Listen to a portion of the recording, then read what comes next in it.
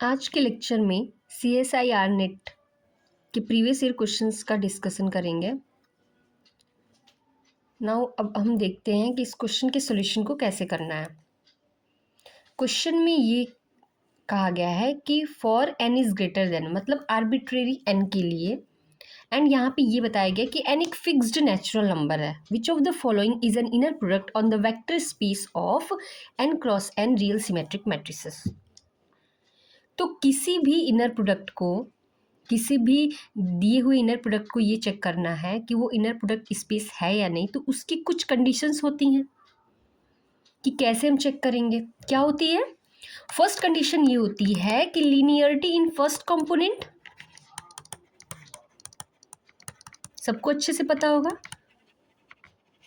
And second condition ये होती है conjugate symmetry. And third condition होती है पॉजिटिव डेफिनेटनेस प्रॉपर्टी। ये सबको अच्छे से पता होगा। सो इन्हीं कंडीशन को अगर एक भी कंडीशन फिल कर जाती है तो हम ये बोलेंगे कि गिवन इनर प्रोडक्ट स्पेस नहीं है। ओके, तो फर्स्ट ऑप्शन में चेक करते हैं कि क्या ये हमारे जो इनर प्रोडक्ट स्पेस की प्रॉपर्टीज होती हैं क्या ये सेटिस्फाई कर रहा है, ये चेक करना है। तो जनरली हम क्या करते हैं, कोई 2x2 मैट्रिक्स पे चेक करके देख लेते हैं। कभी हमें ऑप्शन डिस्कार्ड करना होता है तो हम कोई हमें काउंटर एग्जाम्पल चाहिए होता है। तो फर्स्ट इनर प्रोडक्ट में क्या गिवन है, trace of A into trace of B.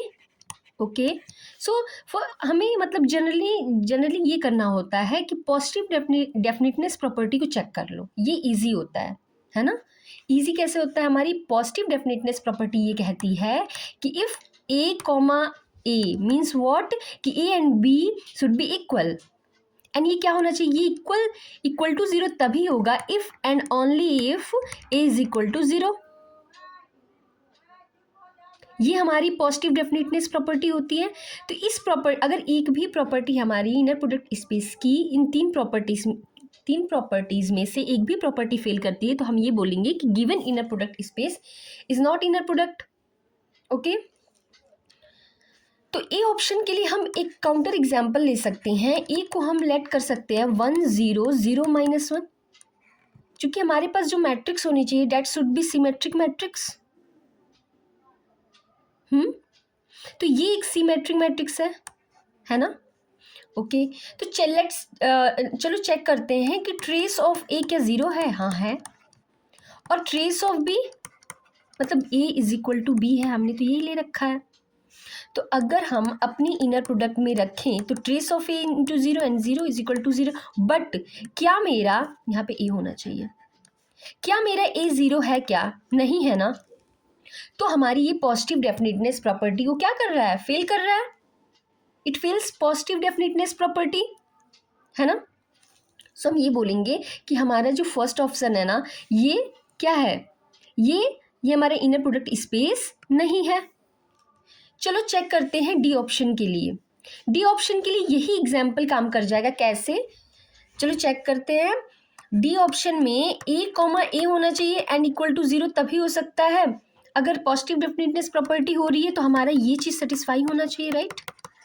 तो जब हम A comma A inner product इसको करेंगे तो trace of A zero and plus zero that should be zero. But क्या हमारा ए जीरो है? क्या A is non zero matrix ना। See A is equal to 1 0 0 -1, this is non zero matrix, it is not zero matrix, right. तो हमारा इसी option से, इसी एग्जाम्पल से हमारा डी ऑप्शन में क्या हो जाएगा? डिस्कार्ड हो जाएगा।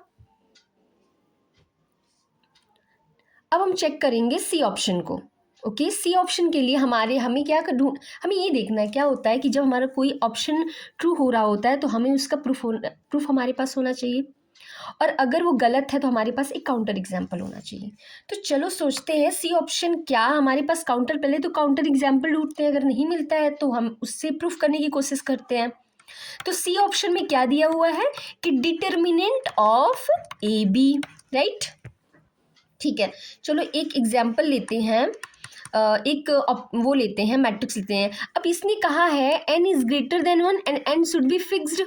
तो n को हम 2 भी ले सकते हैं और हमने टू ऑर्डर की मैट्रिक्स को लेकर हमने क्वेश्चन को सॉल्व किया। आप थ्री क्रॉस थ्री में भी चेक कर सकते हैं, बट हमें तो ऑप्शन डिस्कार्ड करना है, तो हम टू ऑर्डर पे भी कर सकते हैं, है ना। तो यहाँ पे हम एक एग्जाम्पल सोच सकते हैं 1 1 1 1, राइट।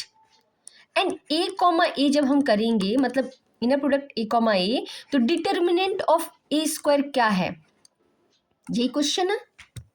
चलो चेक करते हैं क्या अगर डिटर्मिनेंट ऑफ ए स्क्वायर 0 हो गया और ए नॉन जीरो मैट्रिक्स है, तब तो हमारी पॉजिटिव डेफिनेटनेस प्रॉपर्टी फेल हो जाएगी। चलो चेक करते हैं। ए स्क्वायर क्या होगा, 1 1 1 1 1 1 1 1, तो कैसे होगा, ये हो जाएगा 2 2 2 2। लेट्स सी कि ए स्क्वायर का डिटर्मिनेंट क्या होगा, इसको ऐसे कर लेते हैं, ये तो डिटर्मिनेंट 0 होगा ना। तो हमारे पास एक ऐसी मैट्रिक्स मिल गई जो नॉन जीरो है और डिटर्मिनेंट ऑफ ए स्क्वायर क्या हो गया, 0 हो गया। इसका मतलब ये पॉजिटिव डेफिनेटनेस प्रॉपर्टी फेल कर रहा है। तो हमारा इस तरीके से क्या हो जाएगा, सी ऑप्शन भी क्या हो जाएगा, डिस्कार्ड हो जाएगा।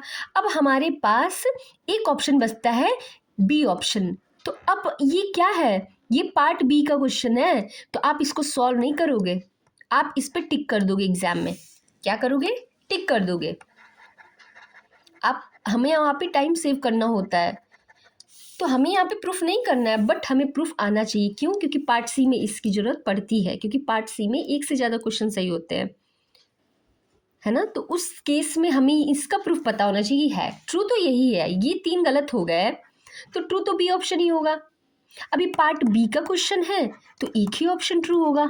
तो हम वहाँ पे एग्जाम में 3 को डिस्कार्ड करके इसको टिक कर देंगे और आगे बढ़ जाएंगे। लेकिन हम इसके प्रूफ को भी देखेंगे कि इसका प्रूफ कैसे होगा, ये एक इनर प्रोडक्ट स्पेस कैसे होएगा। और हमें पता है 3 प्रॉपर्टीज है, तो उन 3 प्रॉपर्टी को हमें इस पे प्रूफ करना है। तो लेट्स सी, बी ऑप्शन क्या दिया हुआ है, बी ऑप्शन दिया है A comma B is equal to trace of A B, right. चलो चेक करते हैं। तो फर्स्ट प्रॉपर्टी ये कहती है linearity in first component, right. तो इसको क्या करना है, देखो, alpha A plus beta B, या बीटा नहीं भी रखोगे तो कोई दिक्कत नहीं है, बस अल्फा ही रख लो, है ना। तो हमें linearity in first component check करना है। तो अब इसको हम किस पे अप्लाई करेंगे, गिवन इनर प्रोडक्ट पे, कि अभी तो हमें चेक करना है ना। तो हम क्या करेंगे, ऐसे alpha A plus B comma C कर देंगे।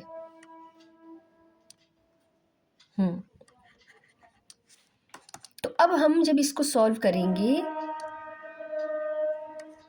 Trace of alpha A comma C होगा एंड प्लस ट्रेस लीनियर होता है ना, तो हम इसको ब्रेक कर सकते हैं, बी कॉमा सी, है ना, ऐसे रहेगा।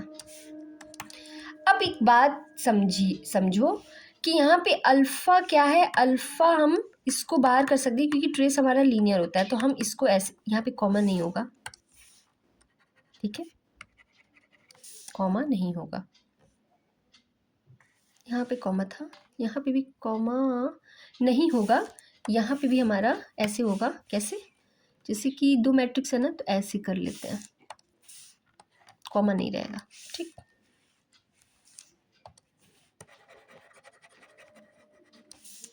कॉमा नहीं होगा। तो अब यहाँ पे ट्रेस ऑफ, यहाँ पे हो जाएगा trace of A C, right, and यहाँ पे तो ट्रेस ऑफ बी सी होगा। अब हमें पता है ना कि जो ट्रेस ऑफ ए सी है, हम उसे इनर प्रोडक्ट में कैसे लिख सकते हैं, गिवन इनर प्रोडक्ट के हिसाब से। तो ये ऐसे हम लिख सकते हैं, सी बी कॉमा सी। तो हम यहाँ पे देख सकते हैं कि लीनियरिटी इन फर्स्ट कंपोनेंट तो सेटिस्फाई हो रही है। अब सेकेंड प्रॉपर्टी होती है कि हम देख ले कॉन्जुगेट सिमेट्री। क्या देखना है, कॉन्जुगेट सिमेट्री। और कॉन्जुगेट सिमेट्री क्या होती है, अब ये बात यहाँ पे ये है कि हमारे गिवन क्वेश्चन में ना फील्ड क्या दिया हुआ है, फील्ड हमारा रियल दिया हुआ है ना। तो हमारे पास प्रॉपर्टी तो ऐसे होती है, कैसे, कि ये इसके इक्वल होना चाहिए, राइट। अब जब हमारे पास रियल मैट्रिक्स दी हुई है, तो जब भी रियल मैट्रिक्स दी होती है तो हमारा कॉन्जुगेट सिमेट्री इस तरीके से काम कर रहा होता है ना। तो हमें बस ये चेक करना है अपने क्वेश्चन में। तो लेट्स चेक। तो A comma B is equal to trace of A B, और हमें ये प्रूफ करना है कि inner product A B is equal to inner product B A. तो हमें पता है कि जो ट्रेस है ना वो कम्यूटेटिव प्रॉपर्टी को सेटिस्फाई करता है, मतलब trace of A B is equal to trace of B A. और ये तो हम अपनी गिवन इनर प्रोडक्ट स्पेस से ही लिख सकते हैं बी कॉमा ए। तो हम यहाँ पे देख सकते हैं कि हमारे पास कॉन्जुगेट सिमेट्री सेटिस्फाई हो रही है ना। अब थर्ड प्रॉपर्टी चेक कर लेते हैं, ये हम प्रूफ कर रहे हैं जो ऑप्शन सही है। अब थर्ड प्रॉपर्टी होती है पॉजिटिव डेफिनेटनेस प्रॉपर्टी।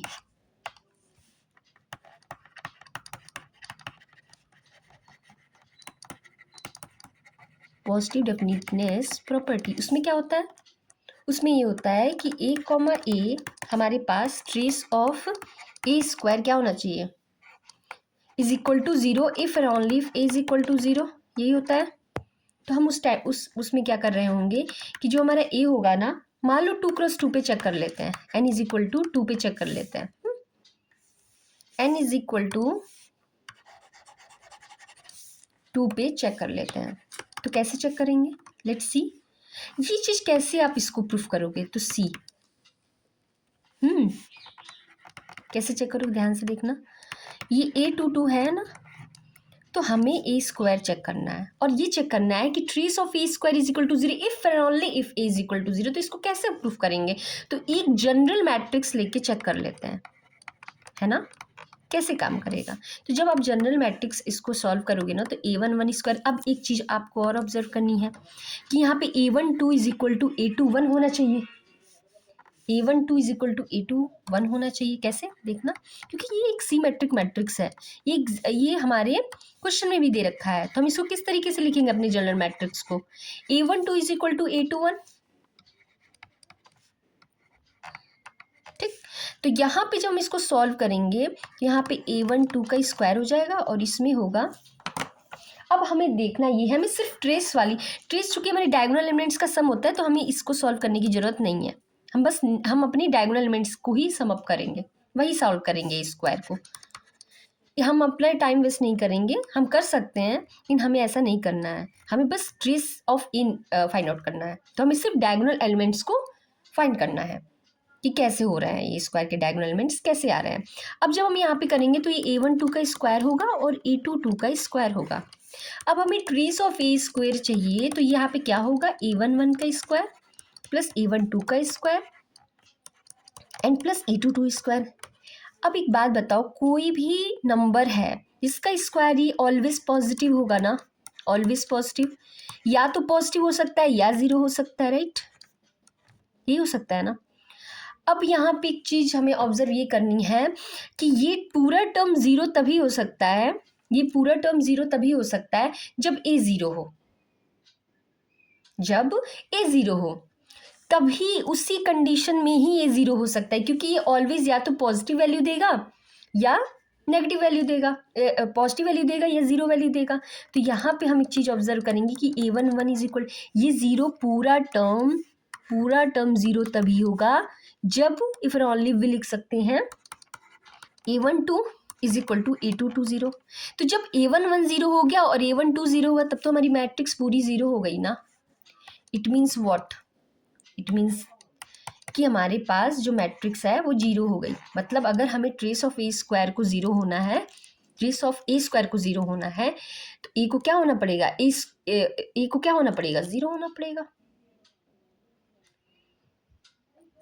मतलब इस इनर प्रोडक्ट स्पेस ये ज़ीरो तभी होगा, सी ये ज़ीरो तभी होगा जब हमारा ए ज़ीरो होगा। क्यों, क्योंकि एक पॉजिटिव वैल्यू है और पॉजिटिव वैल्यू, ये चारों पॉजिटिव वैल्यू और जीरो तभी हो सकती है जब A11, A12 और एंड A22 ज़ीरो होगा। तो हमारे पास अपने क्वेश्चंस पे आते हैं, क्वेश्चन पे। तो हमारे पास हमने इसका प्रूफ देखा और ये देखा कि कैसे हम इस ऑप्शन को, इसके ऑप्शन का प्रूफ कैसे देखेंगे। तो ये हमने देख लिया है।